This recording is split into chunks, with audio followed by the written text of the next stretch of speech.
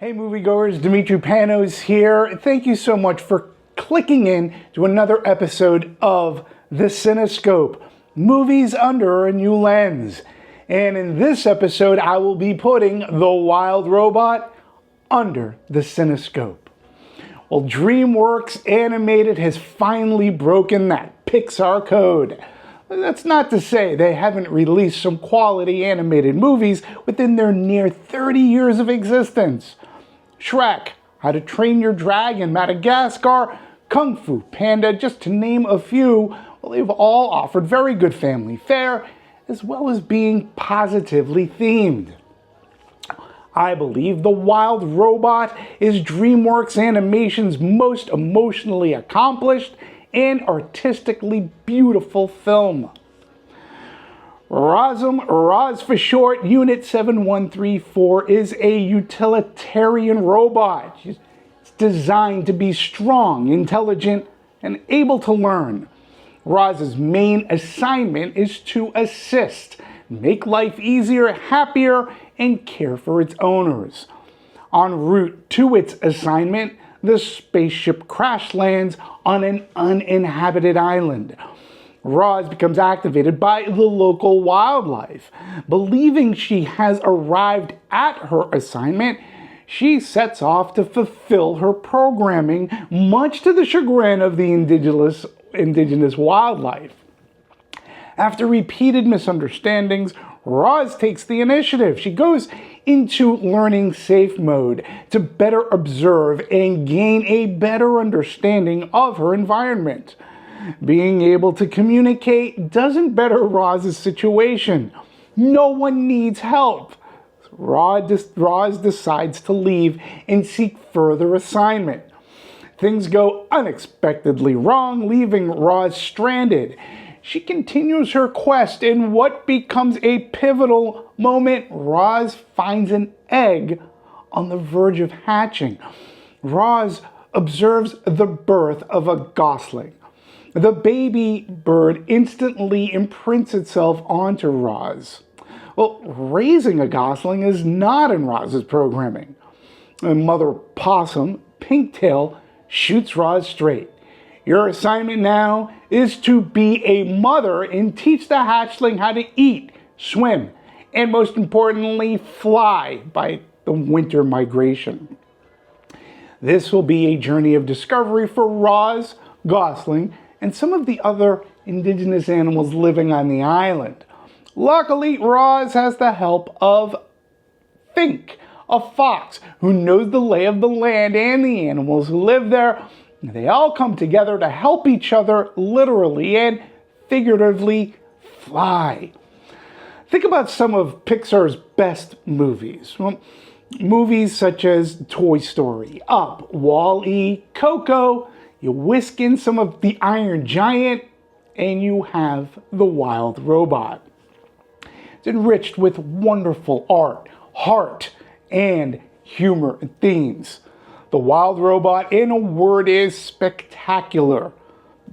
Wild Robot is based off the highly popular series of adolescent books written by Peter Brown, directed and adapted by Chris Sanders, who's no stranger to the world of quality animated stories. His credits include Lilo and Stitch and How to Train Your Dragon. Well, Sanders' years of experience in animation have made him a very seasoned storyteller, and it is on full display here. Sanders superbly blends art with narrative. The movie screen is his canvas. The craftsmanship reflects the movie's themes and emotion. Like some of the best animated anime movies, The Wild Robot establishes a visual identity. The perfect combination of technology and vision create a painterly animation style. You have the inorganic robot in a completely organic environment. It truly is a fish out of water trope. Under Sanders' direction, The Wild Robot is much more layered. Roz must become more than her programming to survive. The inorganic robot emotionally evolves organically. Roz's relationships with Brightbill, the gosling, and the animals of the forest, well, it's not nature versus nurture, it's nurture via nature. Roz experiences a roller coaster of emotion. Joy, sadness, fear, courage. Roz grapples with it all, bringing it all to life for the likes of Lupita Nyong'o as Rosm7134. She's literally pitch perfect. You can hear Roz evolving through her cadence. It changes throughout the movie from robotic staccato to joyful, sympathetic fear, and defiant lilt. Her character arc cemented with the words, "I am a wild robot," brought the audience's hands together in thundering applause. Pedro Pascal as Fink the Red Fox is almost unrecognizable. His voice at times playful, mindful, encouraging. Pascal's vocal performance is also layered, at times mischievous, other times childlike innocence, and then roughness. Pascal truly sheds his Mandalorian armor and emotes true humanistic qualities. I believe it to be one of his better performances. Well, there's Catherine O'Hara, and man, is she having a fun summer.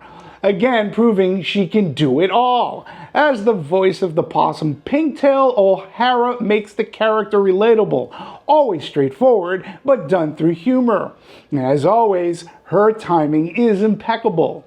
There are more voice actors, but to discuss would ruin the surprise. Watch the end credits to find out if your ears figured out who said what. Trust me, you'll smile. Watching The Wild Robot almost made me feel bad for Pixar. Almost. Why do I say that?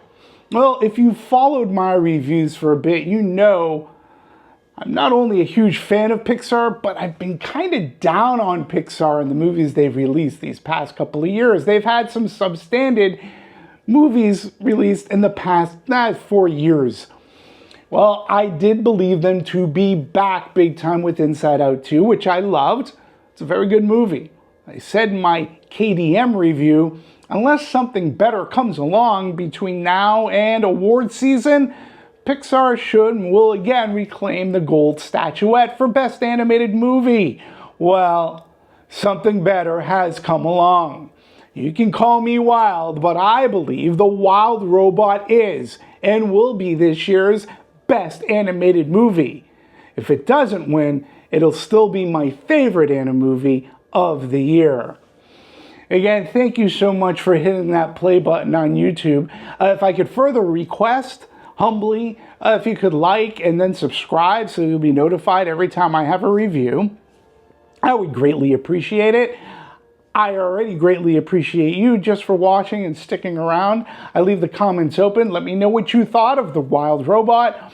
I will have more reviews in the weeks to come. Please stay tuned. Thanks again for watching. Take care. See you at the movies.